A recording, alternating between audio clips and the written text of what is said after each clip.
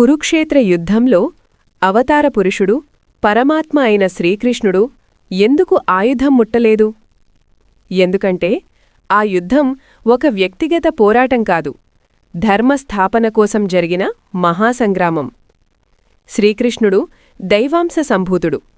ఆయన ప్రత్యక్షంగా యుద్ధం చేస్తే కేవలం దైవశక్తి మాత్రమే విజయం సాధించినట్టవుతుంది. అందుకే పాండవులకు ఆయుధంగా కాకుండా మార్గదర్శకుడిగా మారాడు. రథసారథిగా ఉండి అర్జునుడికి కర్తవ్యాన్ని బోధించాడు.